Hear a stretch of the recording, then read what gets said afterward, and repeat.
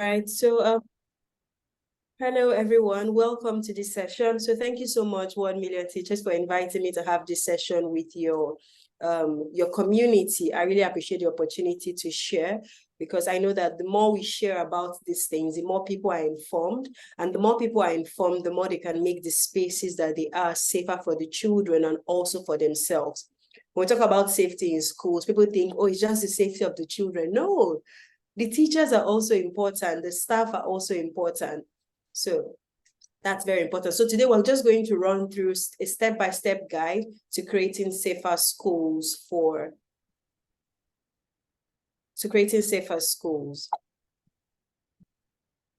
Okay, thank you so much, Ugochi. Okay, great that you've got your bio up, so I don't need to say anything. Right, okay. Okay.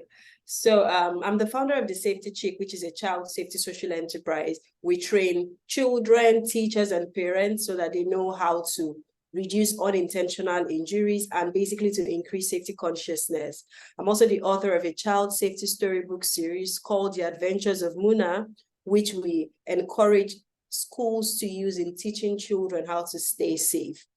Then every year we organize the annual School Safety Summit, where we bring different stakeholders together from agencies like road safety, the fire service, and safety professionals to share how teachers and parents can work together to ensure that schools are safe for children. Also, the founder of a foundation. We've created some safety education apps, and I'm also a TEDx speaker. So a little task for us to do before we get into it. And this is just an example of something that could happen in your school, because this happened in a school.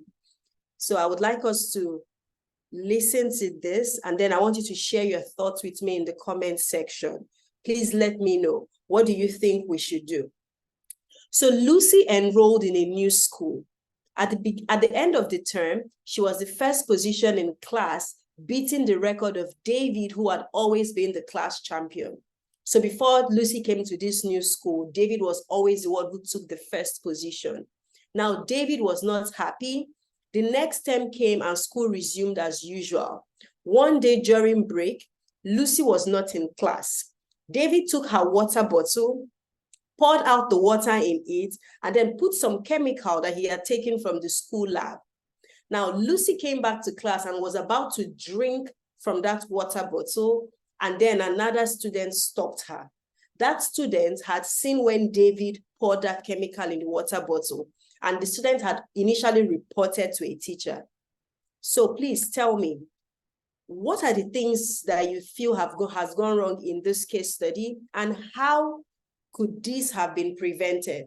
How could we have even not gotten to this point of this young girl taking the water bottle, almost about drinking it, before somebody stopped her from it? So please, I would like to see your thoughts in the chat. There's no right or wrong answer. Just share with me, what do you think? What should have been done? What could the teacher have done? What should the children have done?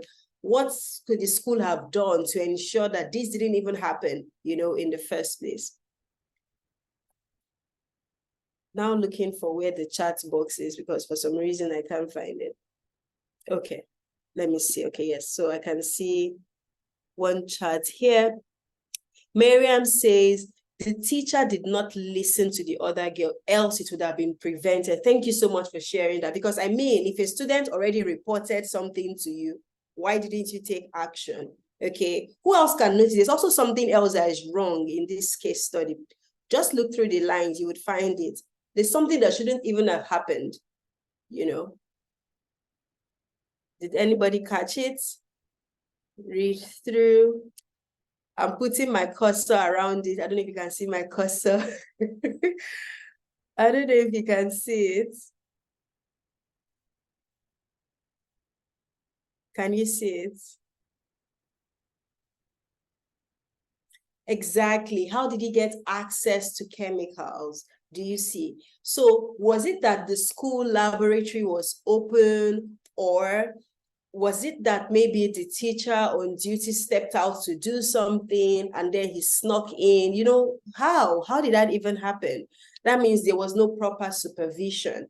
Do you see? Because I can understand when someone says, oh, maybe I need to use the restroom, and that's why you're stepping out, right? But what do you have in place to ensure that people who are not supposed to have access to the lab do not get in? Did you close it? Did you ask another teacher to deputize for you? You know, what did you do? Do you see? So this was actually a real situation that happened in a school in Lagos. And eventually it was sorted, but it's just to show how safety situations can come up anywhere and anytime, and even on issues that you were not even thinking that it could come up about. You know, when you think of safety, many times people think, oh, maybe fire, maybe a child died in school, maybe the child was sick, or maybe bullying, you know, but there are other things, you know, that encompass the kinds of incidents and accidents that can happen in school. So these are some news headlines that came up. Punch newspaper reported that there was a Lagos school bus stumbled and children got injured. Funtime magazine said a child's death is highlighting the bullying culture in Nigerian schools. The Guardian says there's worry over mass abductions as school resume. Sahara Reporter says Abuja school where 6-year-old died during swimming lessons. They mentioned that it belonged to, you know, somebody in government in Abuja.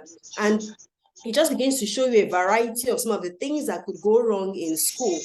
And then how many people heard about this story? This one happened recently, I think about some weeks or some months ago. Let me see in the comment section, were you aware of this incident? A father that beat a teacher and then the teacher died. I can't see your comments.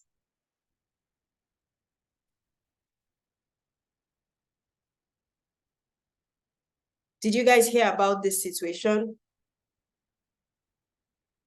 You can say yes, no in the comment section so that we do this together.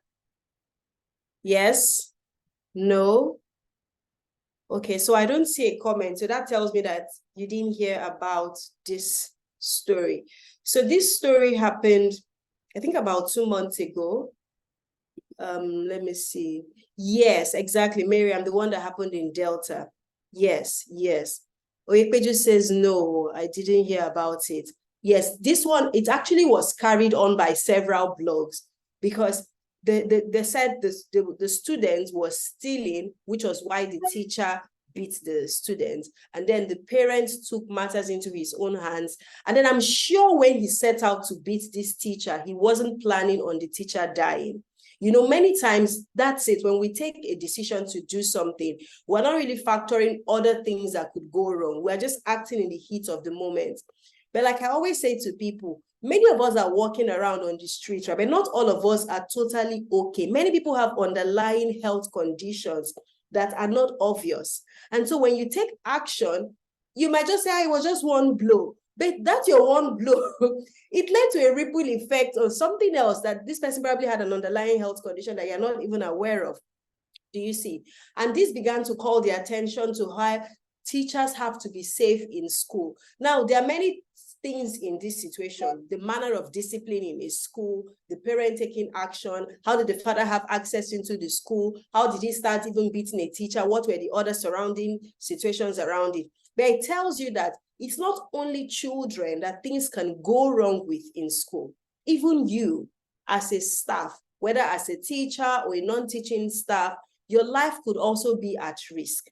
And that's why my own definition of a safe school is a learning environment that promotes the protection of learners, that's the student themselves, staff, whether teaching or non-teaching staff, and visitors. Somebody might say, why visitors? As long as somebody is within that space, anything that goes wrong with them, the news is going to be that, oh, this happened in so-and-so school. Do you see? They're not going to separate it. They're going to say it happened in your school. And so you have to be very intentional in ensuring that you have a safe space. And this can happen through training, like what we are doing here today, through creating systems, and then the processes that would make those, the system and the training that you have received work. Okay, so that's what makes a safe school. So few questions to begin to ask yourself to know if your school is safe. So if today a regulator showed up in your school, would your school tick all the boxes? I sent the minimum standards for you to read. And if you look at the back of that document, you will see that there is some checklist that even without you being a safety professional, if you go through this list and begin to assess your school, you can begin to see, are we doing well or are we not doing well? So if a regulator showed up in Lagos State, there is a Lagos State Safety Commission. I know that not all states in Nigeria have that. I know that different countries in Africa have different regulators, but just even using the checklist currently at the back of the minimum standards, if a regulator showed up today, like today, Friday, 14th December 2023, if it showed up today, would you tick all the boxes? Do you have everything that you're supposed to have? Also, if a child got injured in your school today, or your child got molested by a teaching or a non-teaching staff, do they know what step to take? If, for example, they know that they should come to you and report to you, the staff, do you know the next step you are supposed to take? So what we find in many schools is that it is when something bad happens, that's when people are running all over the place trying to take action. But that shouldn't be. Because somebody's asking for the slide. I really wish you are going to pay attention so that you can pick it out, because if you don't understand some of the things we're going to share, even if I share the slides with you, it might not be fully useful. Okay, so I want you to understand the concept, then we can talk about slides later. Okay, so just understand the concept. Trust me, if you understand the concept, it's transferable. You are able to know how to take action. Okay, so many times in schools, an emergency happens and then everybody's running all over the place. They are confused. But that should not be the case. It should be that when there is a crisis, when there is an emergency, it's almost as if somebody pressed play. You start taking action. You know, this is step 1, this is step 2, this is step 3. I used to work in the aviation industry as a safety professional. And I know that one of the reasons why in the airline I worked in, accidents were not happening every day was because we had procedures, we had standards. And if something happens now, in fact, you would have drills. Every 12 months, there would be drills. And they will say, so if this happens, what do you do? And then they're checking with time. So for example, if a plane crash lands, the cabin crew on board a plane are supposed to disembark all passengers, all in 90 seconds. 90 seconds is 1 minute and 30 seconds. Do you think it is possible to evacuate a plane of over 100 passengers or over 500 passengers, in case maybe it's an Airbus, in 90 seconds? That might sound impossible, but it is possible because of training, because of standards, because of procedures.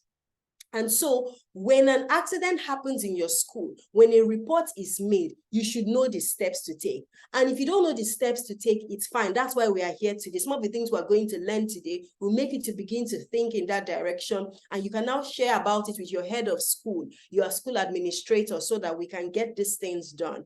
Okay?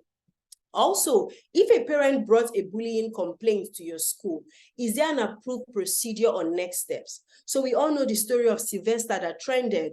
And what's the procedure? If that was in your school, as I'm speaking to you right now, does your school know this is step 1, this is step 2, this is step 3 on how we're going to manage the situation? We need to know these things. And then the next is, if the youth in the community around your school decide to smoke around the school gate, what would be your next step? Remember that safety in school is anything that is happening around your school environment can have a potential to affect those within your school environment. So if you find people smoking weed somewhere, they are just gathered somewhere around the school gate, and because they are doing it so much, the fumes is coming into your school environment, what would you do? Is your school still safe? If a visitor, like the example we just gave earlier now, the parents coming in and beating up a teacher, what would you do? What is your procedure? So the reason I brought this examples is so that you can see a diversity of things that can happen in school and begin to see that this conversation we're having today is very important, and everybody should pick something that they can carry with them going forward. So this document was created by the Federal Ministry of Education in collaboration with safety professionals like myself. So they selected some of us and we had this meeting to brainstorm and come up with this document. This document has been created for the country, Nigeria. And if you're on this call and you're not Nigerian, I believe that there is something you can learn from this that you can replicate in your country or share in your own country, because all schools, all countries should be able to have something like this to work with. And this is a national policy on safety, security, and violence-free schools. It was released in August 2021. This is 2023, and up till now, a lot of educators, teachers, school administrators, principals, they are not aware that this document exists. And that's why, as I go around training teachers, I keep talking about this, because if something has already been curated by the country for you, it was done with the resources of the country for you, and all you really need to do is just download it and get the information. Why are we not doing that? We need to take advantage of the work that has already been done. So there are 4 major pillars. The first pillar is about ensuring that we have safe learning facilities. So the environment of the school, the equipment in school, the infrastructure in school, your tables and your chairs, your playthings and all of that. Is it resilient? Can it withstand the wear and tear of people using it without accidents occurring? Pillar 2 is prevention and response to violence against children in schools. So how are you ensuring that child safeguarding, child protection is institutionalized in your school such that no teacher is assaulting a child, deliberately maltreating them, or that even the child is not experiencing some after effects from home and then coming to transfer into the school environment? Pillar 3 is school disaster management. There are many times that there are some regions in Nigeria that are prone to flooding, right? Every time the flood happens, it almost seems like we are all surprised. But we shouldn't be surprised. If we do proper risk management, right, we're able to see the likely disaster that can happen where our school is located. And when we're able to identify them, we can plan ahead. Every year, flood happens and we are surprised. Why? For Christ's sake, we know that every year, at a particular portion of the year, rainy season happens, we have not created the right structures to prevent the flooding, so flood is going to happen. Shouldn't it be that by now, before it's getting to the flood happening, we already know. And when the flood happens, everybody knows what they're supposed to do. The children know that they're going to begin to have alternative learning. Teachers know that they're going to begin to share the class lectures with the children using a different platform, and everybody is safe in that period. But if we don't think ahead, we can't plan. And it's usually said that you don't prepare for war on the day of battle. On the day of battle, you're supposed to get up and move. That's not the time to say, hey, what should we do? That's the time to move. Step 1, step 2, step 3. Okay, so school disaster management is basically about identifying the likely disasters that can happen in your environment and planning towards them. And then the 4th pillar is risk and resilience of education. So how can we ensure that we have early warning signs? And then when the disaster has happened or we are recovering from what happened, how can we build back better? So still using the example of the flooding. So after the flood has receded, after that has happened, how can we ensure that learning continues without too much disruption? Do you see? So these are the main pillars in the national policy. But the great thing that has happened with the Education in Emergencies Working Group is they did not just create a policy, they created minimum standards. So they took the information in the policy and then they've made it into simple standards that everybody should be able to implement. What this means is the standards in this document is the minimum you should do. You can do above, but you should never do below. You should never do below. So still the principles from the policy has now been added, curated, and drilled down so that we can now make it, should I say, accessible for everybody. And so it's called the Safe Schools Common Approach. And that was a document that I shared. And everybody, please, I beg of you, please, if you're an educator and you really love your job, get familiar with the content in that document, because it just helps you to know what is expected and how to ensure that you have a safe environment for yourself and also for the children. So still, there are 5 major areas. Again, safe school infrastructure, violence against children, natural hazards, because there are some hazards that come because of, the environment. So flooding goes in that direction. Then there is conflict. So for example, our siblings, our friends that are in the northern part of the country that experience the conflict, that could affect going to school. It could affect schoolwork. Maybe abduction happens in a school and all of that. So it would affect. So that could be conflict. Or maybe, for example, 2 different factions in the community your school is located in, they are struggling for something and then a fight breaks out. If that is happening during school hours, can you see how that can affect the schooling experience of the children that day and subsequently, because the environment will be unsafe? And then the other part is everyday hazards. So maybe like trips, falls on the playground, and maybe bullying that could occur in school and all of that. So this minimum standard was derived from the policy. And now I'm going to walk you through some important components in the minimum standard and then give examples so that you can really see how that can relate in everyday activities in school.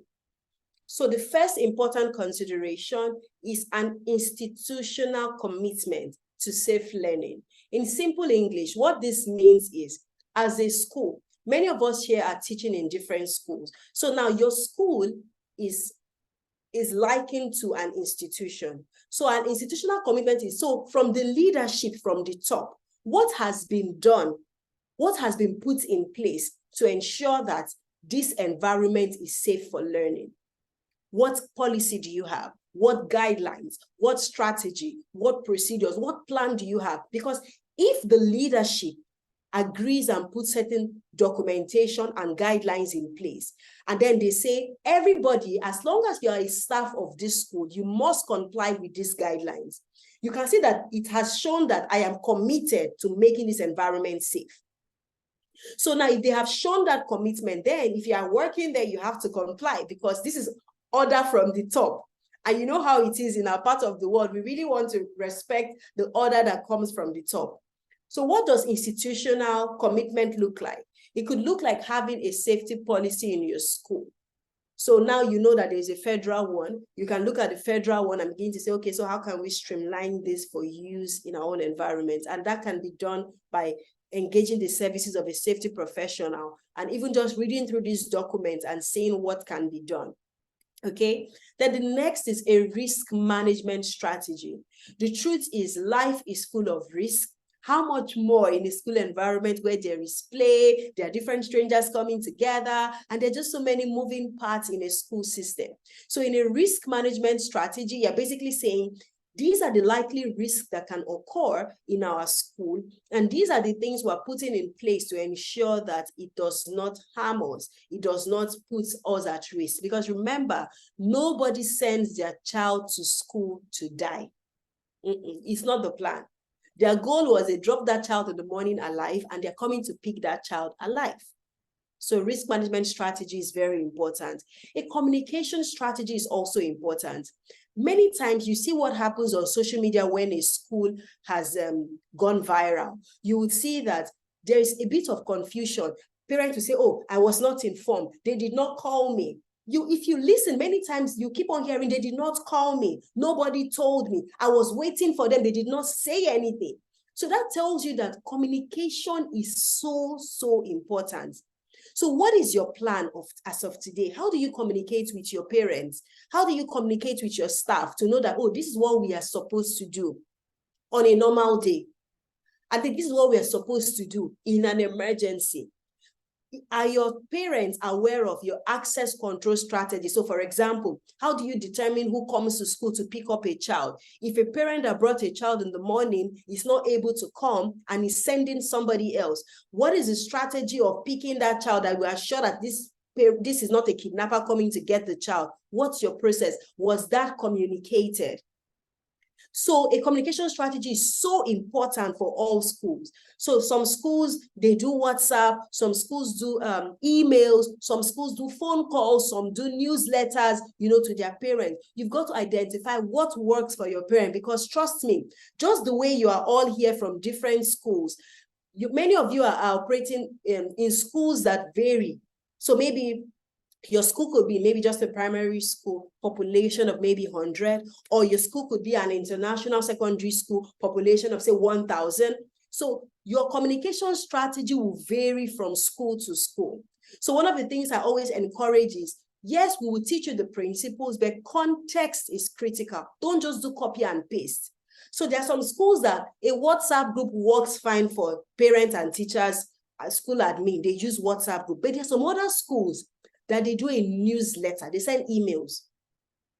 So you have to know what platform is going to be the best way for your communication strategy.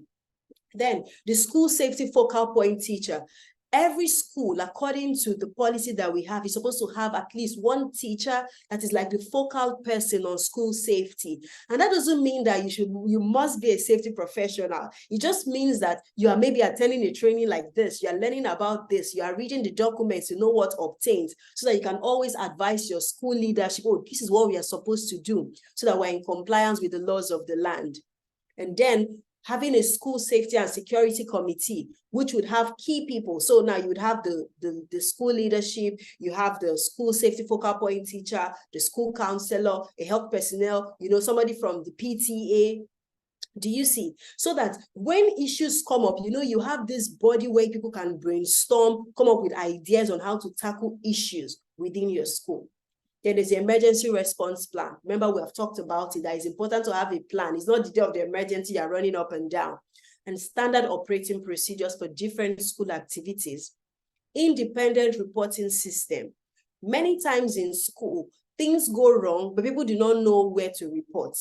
And now, people also have an idea of where they should report, but because they are afraid of repercussions, they don't want, oh, because I reported, somebody is now doing something bad to me, somebody is retaliating, and so because of that, they don't speak up. And so you need to have an independent reporting system. Maybe like some schools make it anonymous, so that you can report on something that is going on. Your name won't be there, but at least the school is aware of the issues going on. And then also building relationships with key agencies where your school is located. Up till now, do you know some schools do not have a relationship with the fire agency where their school is located? Why?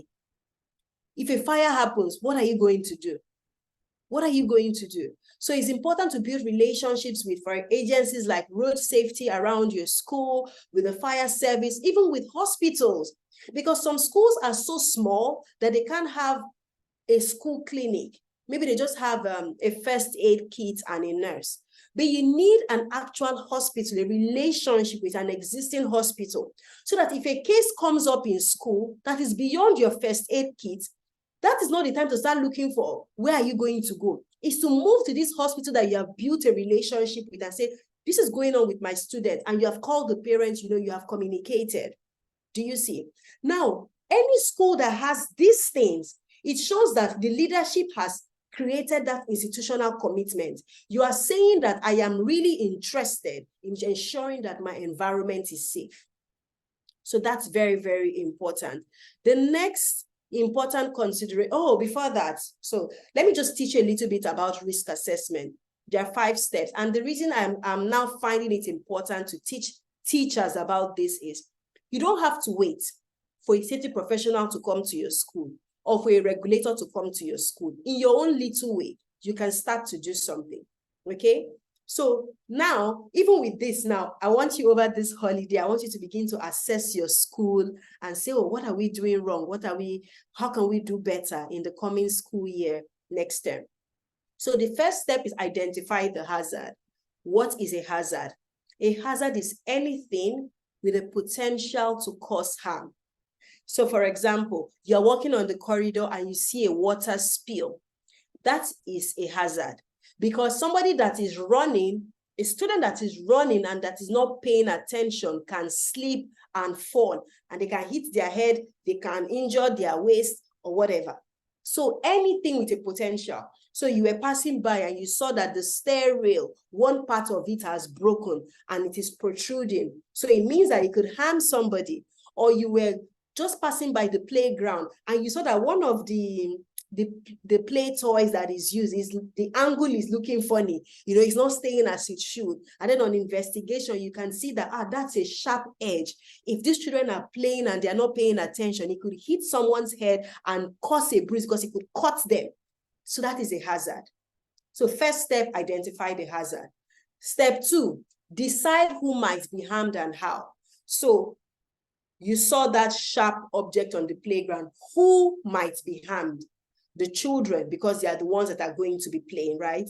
How is it going to harm them? So maybe if it hits them, it could lead to, that place is going to swell up and, it's going to hurt them. Or it could drag on their skin. So that means it could be a cut. And if there is a cut, it means that blood is going to spill. And then that is going to be an exposed wound. And then maybe if another child with a cut touches maybe somewhere where somebody's blood has already been exposed, there could be some transfer. So, you just begin to think that, what could possibly go wrong, and how? And then the next step is to now check, what is the likelihood of this accident that I just thought about happening? And what is the severity? So at this stage, you are evaluating on the risk and you're not trying to decide the precautions. So if you evaluate your school now, you say, a likely risk because of where my school is located is kidnap, for example, is kidnap. And then you say, so what is the likelihood of a kidnap happening? Yeah, so maybe on a scale of 1 to 10, maybe 7. So if it is 7, what is the severity? So now if the kidnap happens, how bad can it be? So you are going to make the news because parents are going to start shouting on social media. They're going to start shouting, the government might get involved, so the severity is high because you know that when people are kidnapped, there might be a case of asking for ransom. There might be a case of maybe killing the person. You may never see them again. So when you see the likelihood of something happening, you evaluate the severity, how bad things might be. Then it helps you to now come up with precautions. So what can we do to ensure that this does not happen?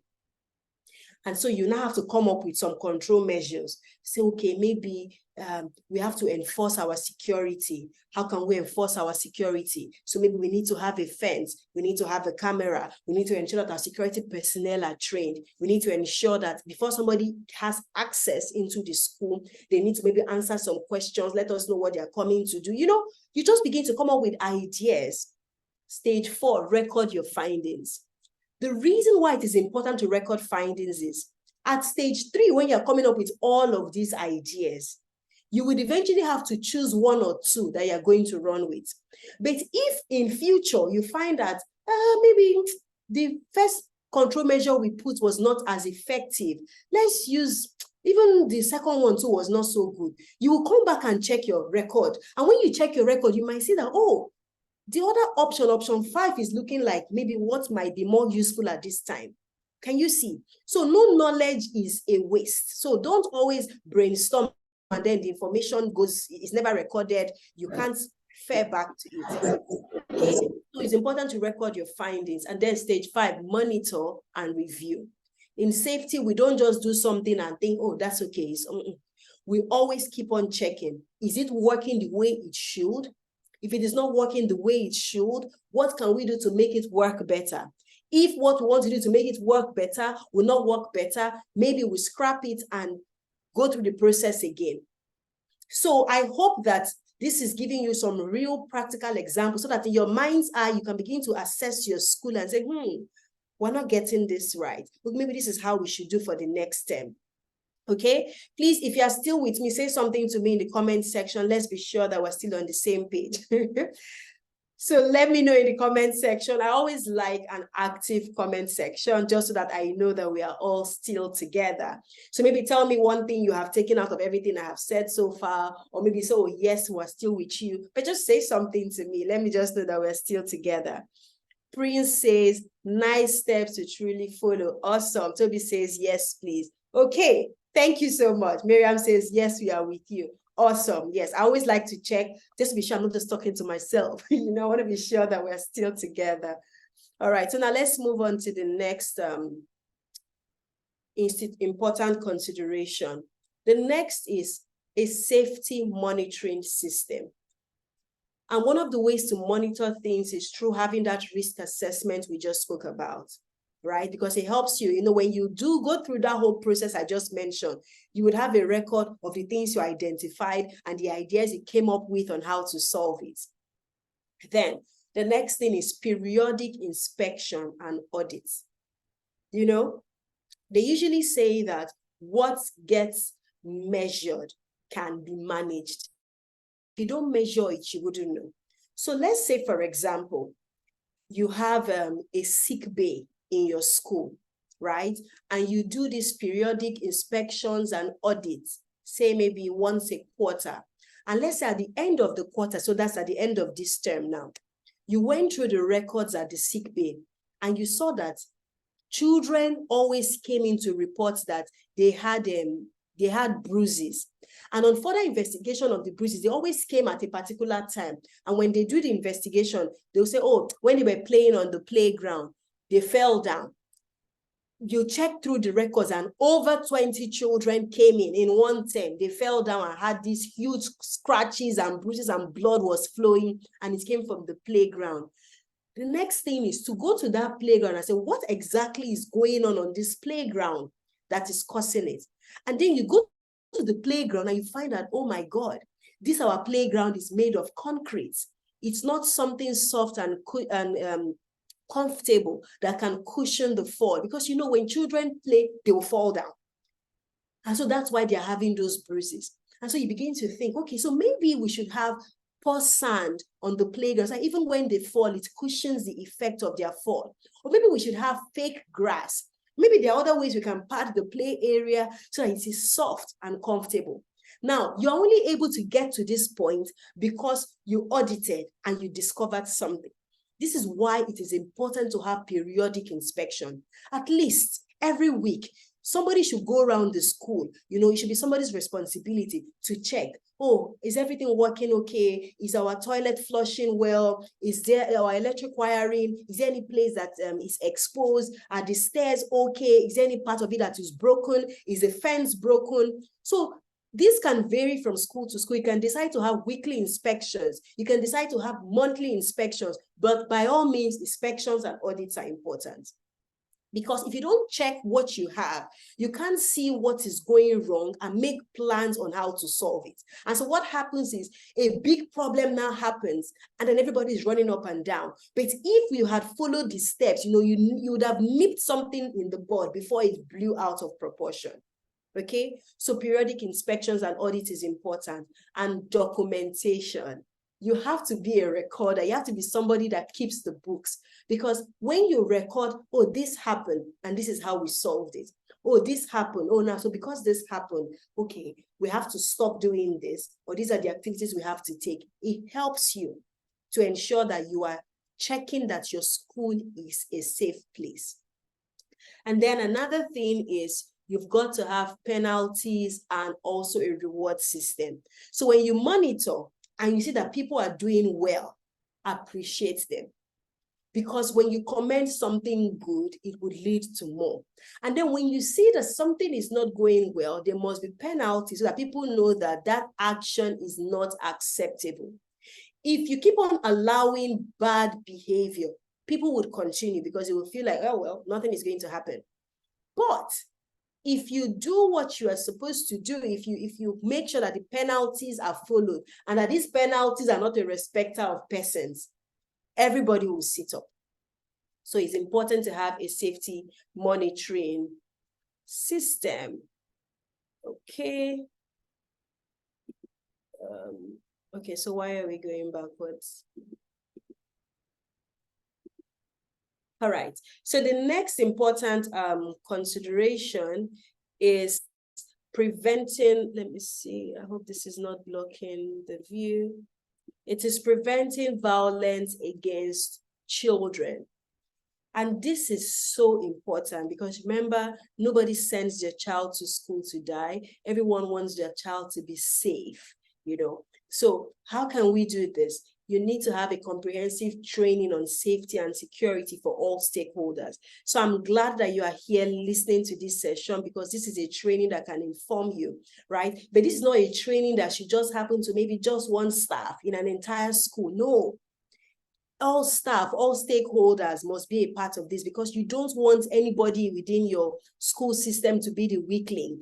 And notice that I said all staff, so I didn't just say teachers, because sometimes in our schools, our cleaners, our security personnel can be the weakling. They can be the one that maybe a kidnapper can plan with, you know, they can be the one that they can take an action that can be detrimental to the children, okay?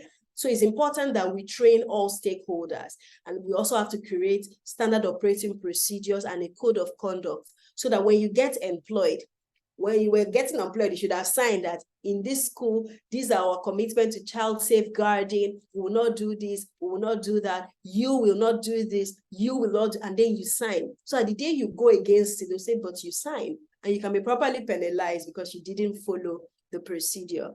Let me see.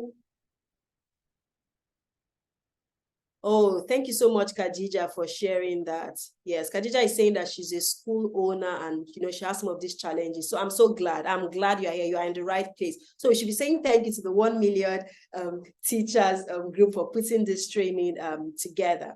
Okay, so we've got to have standard operating procedures. And then remember, I mentioned an independent system of reporting. Many times people are afraid to report because of retaliation. But if you have curated a system that people know that when they report, it cannot be traced to them, and then they can freely report, and then you can know what is going on in your school and create a system to protect.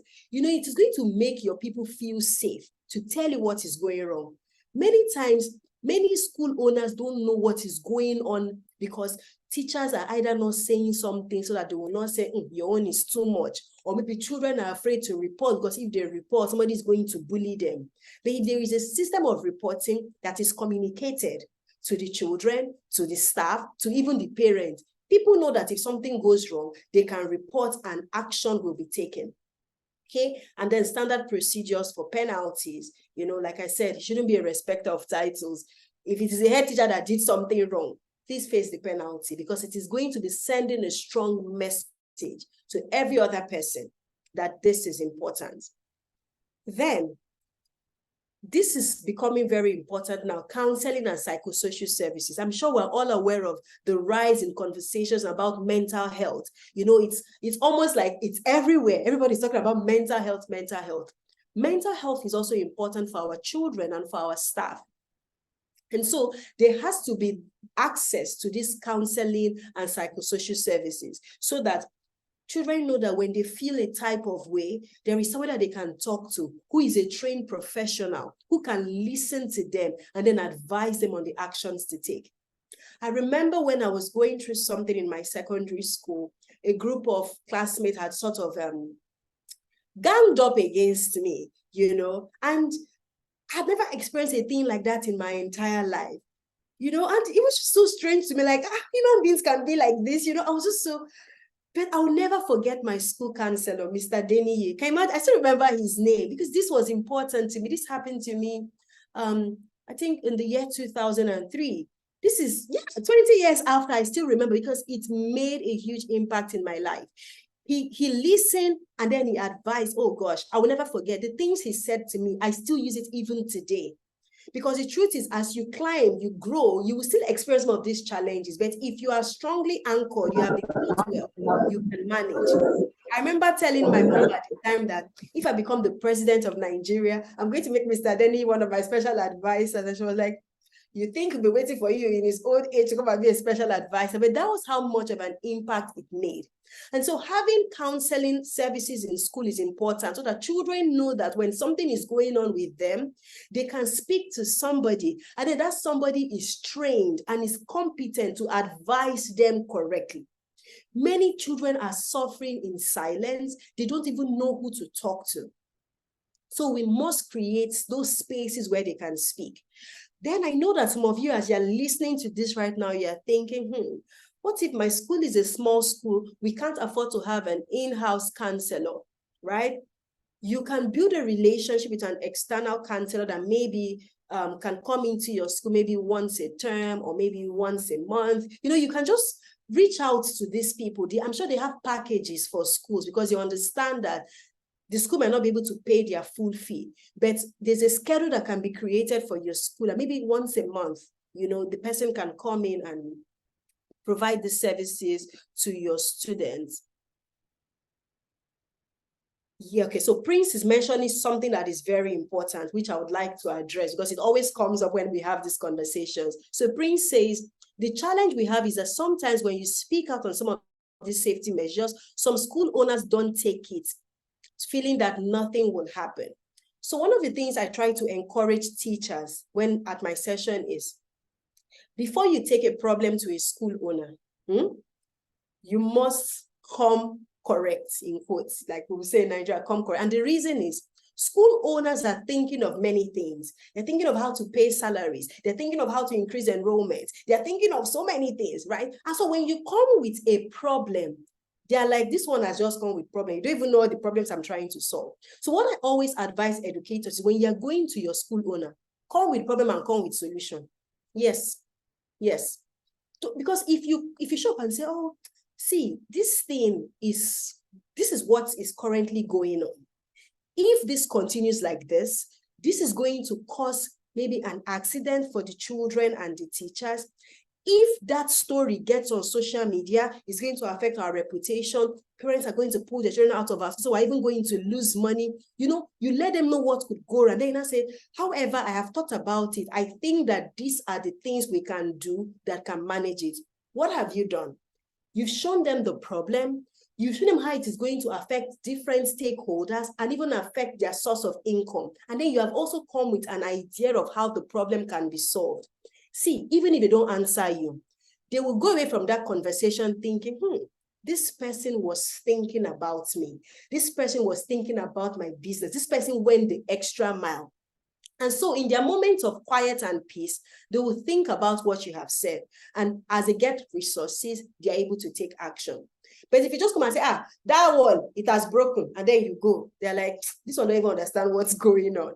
So always be the person that shows up with a 360 approach. You come with the problem, you show how it's going to affect the finances of the school, how it's going to affect the reputation, how it can make things bad, and then I'll give suggestions on how things can get better. I hope that was helpful for you, Prince, and every other person that had a question that is in that direction. So, teachers are best placed to spot signs that indicate a child may be suffering from abuse.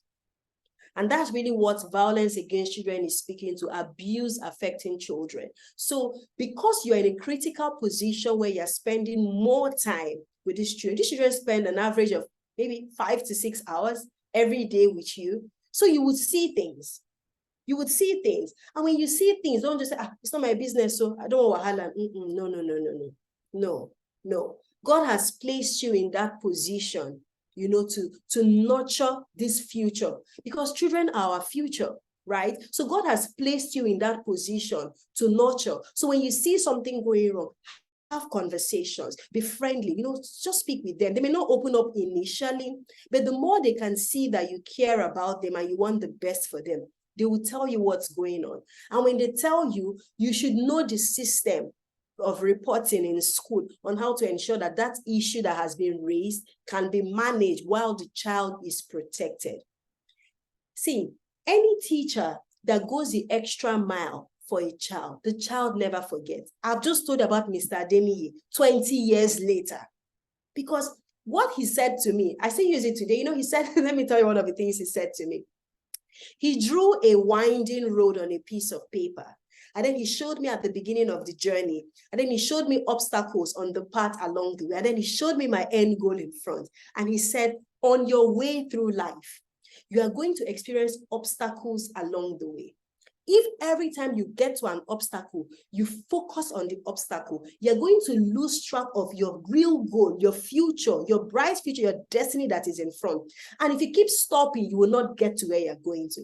So when you see obstacles, focus. Keep going, and you're going to get to that bright destiny. I would never forget, 20 years later. So teachers, you are in a very important point that is going to make a difference in the life of the children. So when you see something, say something, do something, okay?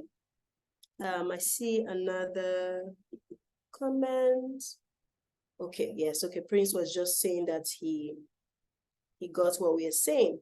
All right, so next slide. Yes, so this is just speaking to the slide that I just touched on now. So create an excellent relationships with your learners so that they know you care about them and that they are in safe hands. Be vigilant. Recognize unusual behavior. A child that used to gist so much before, telling you all what's going on, suddenly they stop talking. It's a sign something is not right. A child that was too quiet, never even used to talk, and suddenly they are everywhere. Something is not also right. So if you are observant, you would notice when, or maybe a child that used to be up and doing very alive, in class, suddenly they come to class, they are sleeping, they are drowsy, they are not as active. Something is not right. So you ask questions. Be prepared to listen because they might want to tell you something. And then you should know your school safeguarding policy so that when these reports come to you, you know the next step to take. That is not the time to ask, hey, what are we going to do? No, is it time to take action? And so when you get that information, take it to the focal safeguarding person or to your head of school, depending on the structure of your school. And it's important to demonstrate this need, okay?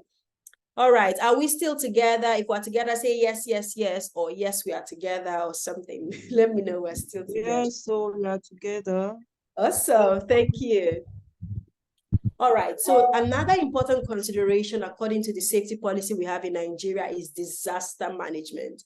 And in disaster management, there are several aspects to it, and one of it is creating an early warning system. So if you have identified that, because of my school is located around a riverine area, or my school is located around a mountainous region, these are the likely kinds of disasters that we might experience. So what can we put in place to warn us ahead before the disaster happens?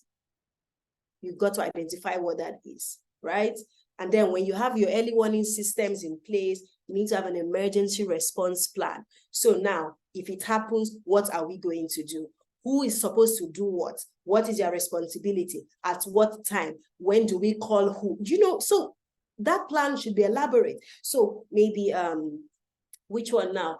In Lagos, they have LASEMA, and it has to do with the environment. So there are certain disasters that might have to do with the environment, and they should be your first port of call because that's their area, that's their niche. So their name, their phone number, contact phone number, those things should be your emergency response plan. So that the day that an emergency, that disaster happens, the staff that picks up the emergency response plan, they can clearly see step one, call so and so person, and the phone number is there. It's not that time you start looking for running up and down. No, they know what to do. And then establish evacuation routes. So depending on what that disaster might look like, you should be able to have a plan to say, okay, if this happens, everybody, you come out to this muster point. From here, this is how we're going to evacuate. You move from this step to this step. Just have that plan. And I know you might say, oh, but we're not safety professionals. We can't do this. You are very welcome to work with all safety professionals to guide you through this part, okay? And then, of course, training of all stakeholders. It's one thing to have all these your fantastic plans. Oh, in a disaster, this is what we're going to do. This is how it is going to happen. And it's another thing for the people you are planning for to know what they are supposed to do. So let's say now you have this emergency response plan, but none of your teachers even knows where it is. On the day it happens, they will be confused. Or say you mapped out evacuation routes, but the students have never done a drill to say, if this happens, this is how you are going to escape. They won't be able to make use of the evacuation route. So you can see that training of all stakeholders is important, so that all the fantastic ideas and plans that you have created, people know how to use it to take action. And then, of course, it's important to build relationships with the relevant emergency services. Yes, the next important consideration is health and hygiene. I hope you know that the school is a very good place for an epidemic to happen. This disease will just transfer, it will just knock out all the children, we'll take it home, you know? So health and hygiene is very critical in our schools. So we've got to provide adequate water sources. And that's because, you know, children play, they're touching so many things. They are doing so many things. So they should be able to have, there should be water sources so that children can wash their hands after playing, after using the toilet, before eating, and all of that. It is very critical. And that's why, you know, when COVID happened, almost everybody had to now by force, those that didn't have it, ensure that water was sort of, you know, available on the school premises. You've also got to monitor your food sources. If you are a school that you feed the children, or a feeding program happens within your school, there needs to be precautions for your food handlers so that they don't bring something from outside and then the food is contaminated and then it affects the children. If you don't run a feeding program, but maybe you have food vendors that sell food on your school premises, then they need to go through a certain protocol, you know, so that you are sure that the food is made in a clean place and that they are taking, the food handlers are wearing protective gear so that germs do not transfer from place to place. Okay, you've got to monitor it so that you don't have a situation where a child eats something on your school, they get home stooling, they stooled so much, they landed in the hospital, and then the child dies. You are going to go viral for the wrong reasons. And I don't want you to go viral for the wrong reasons. I want you to go viral because your school won an award, or your school just did something so fantastic. Maybe your students are the best in all those exams that they have to write, you know, nationwide and all of that, and not for the wrong reason. Okay. Another important consideration here is health services. Every school must have something. And depending on the size of your school, your something might be actually having a proper sick bay or a clinic, or having a first aid box, but with a relationship with a hospital around your school. So you see, I say around because you don't want a case where something is happening on the mainland and then you are driving to Ekpe, you know, to go and find hospital. Will the child make it? You know, so distance is also very important when we're deciding about health services. All right. And then training. Almost everything, almost all the important considerations have training, because when you make something available, you must communicate to people. People need to know so that they can take the right action. Checking. Oh, okay. So wrapping up. Yeah. Yes, wrapping up. All right. Another important consideration is your school's infrastructure. I already mentioned this earlier. Your furniture, your wash facilities, your emergency response equipment. Do you have a first aid kit? Do you have a fire extinguisher? Do you have a muster point? Your built environment, are your exits properly labeled? Are your stairs, are the handles broken? Is there cross ventilation in the classroom? You know, so you have to assess, you know. Then is your playground safe? Is there any equipment that is faulty? Is your environment properly lit?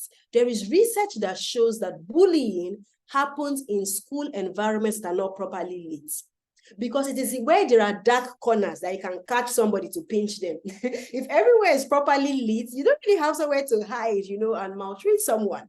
So adequate lighting is important. Then electrical wiring, checking that nothing is jutting out or that can cause electrocution. There was an incident that happened about this time last year to a school that went for an inter-house sport. It was electrical wiring that led to that incident.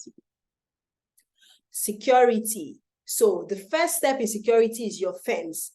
I don't understand why some people, your school is a shortcut through which people are going to other places. They'll pass through one side and then they are going, no, your school is not an expressway. Perimeter fencing is very critical for safety because that's somebody will come and see they are passing through and kidnap a child. So perimeter fencing, security personnel, trained, processes. There should be a step on how should a student be picked up from school. Very important. And then the use of technology to assist you. So whether it's CCTV and other tools that can help in ensuring school safety.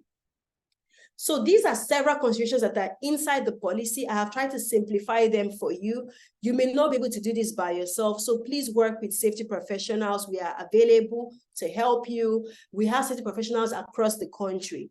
So even across the continent too. So if you feel that, if, for example, I can't reach you, I know someone that is in your state, I know someone that is in your country who will do the connection, because you need to work with safety professionals to get this done. One of the complaints that comes up is cost sharing. People say, but it's too expensive to get a safety professional. So you can do what I call cost sharing, where you and another school, you people can come together and meet a safety professional and say, by ourselves, we can't afford the cost, but within ourselves, maybe these 3 schools, we are willing to split your cost. And then you share your services across. So that way you are not feeling the entire weight of the financial cost, but then you're working with other schools to ensure a safe space without, paying all the money out of pocket. And then, of course, continuous learning and development like we're doing today is very critical. Oh, yeah. So we have a child safety education app. You can share with your students. They can download, and it's easy for them to learn. We have simple safety messaging in there, audiovisual interactions, and as much as they are playing, they are learning. So it puts them through this problem-solving scenario, and then they're able to take action. So I've said a lot today, and I'm sure it's going to take a while to unpack, but there are 3 questions you should begin to bear in mind. What are you currently doing in your school that is good? What will you stop doing? Because based on what I have said, it is bad for your school. And what are you going to start doing or strengthen? Because you can see now that it's a way forward for ensuring that your school is safe. So a safe school is a marathon, is not a sprint. So don't think, we have to get it done by the end of, before the end of the year. You keep on learning, you keep on growing, you keep on reviewing what is working, what is not working, and you keep on improving. So thank you so much for listening to me. And yeah, that's it on our session today. I'm happy to answer any questions that you might have. Okay, thank you so much, Ugochi. That was very informative.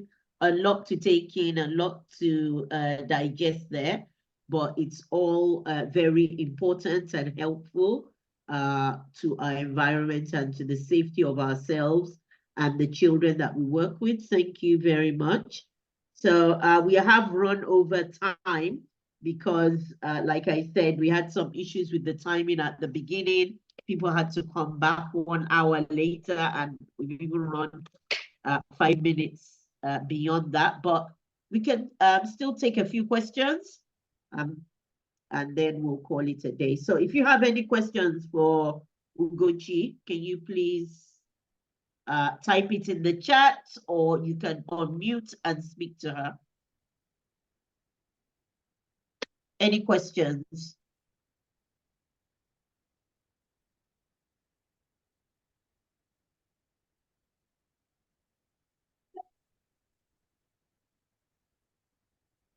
Okay, lots of appreciative chats, wonderful presentation.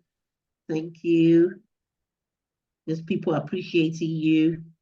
Maybe you've covered everything because you did say quite a lot.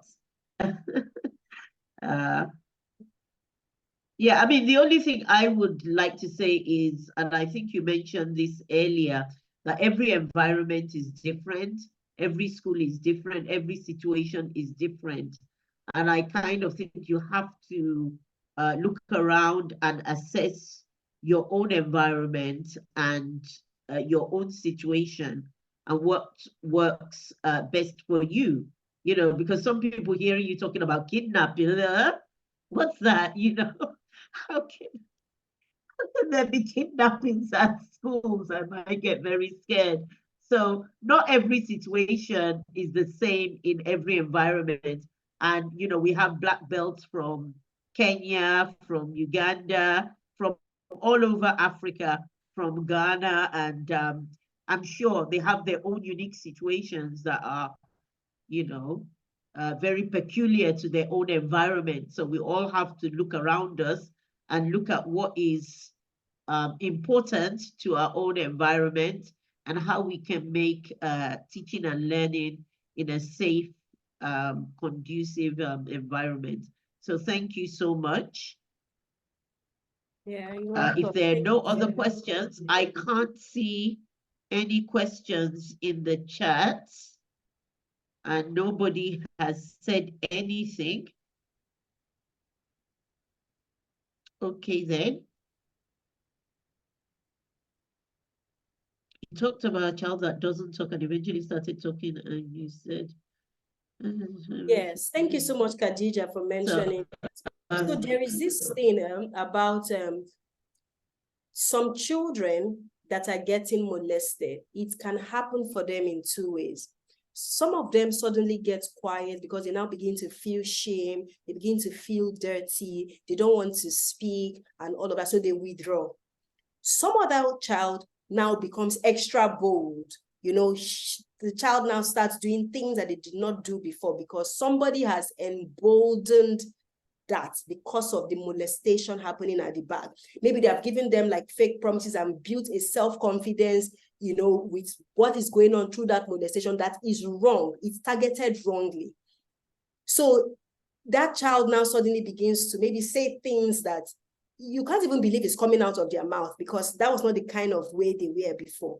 So molestation can affect children in two ways. It's either they now become taciturn, they're not talking a lot, or they suddenly just become extra bold, they're saying things that they shouldn't have been able to say on a normal day, or even start making funny advances or behaving fun. You know, it's just funny. Children react differently to these things. And so that's why I gave that example. So when you just notice something out of place, investigate. When you investigate, you can drill down. If you investigate and you just see that, oh, suddenly maybe they now became bolder, you would know.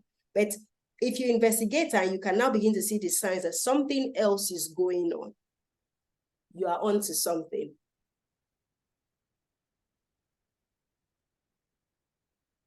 Okay, thank you for answering that. Does anybody else have anything before we call it a day? It's been a long day. Yeah.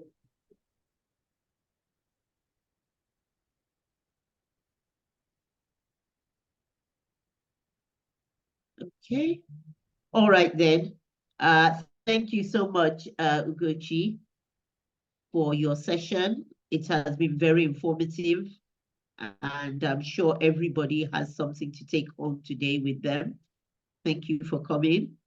Thank you, Black Belts, for joining today's session. Like I said, we have another session next week about project-based learning. And there's a survey for you to please fill in the survey. I've sent it on the WhatsApp group. I've sent it to some of your emails. Please, it won't take you 5 minutes.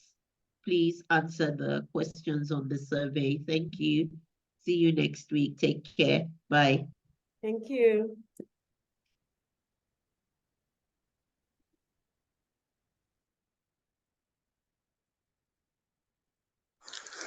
Bye.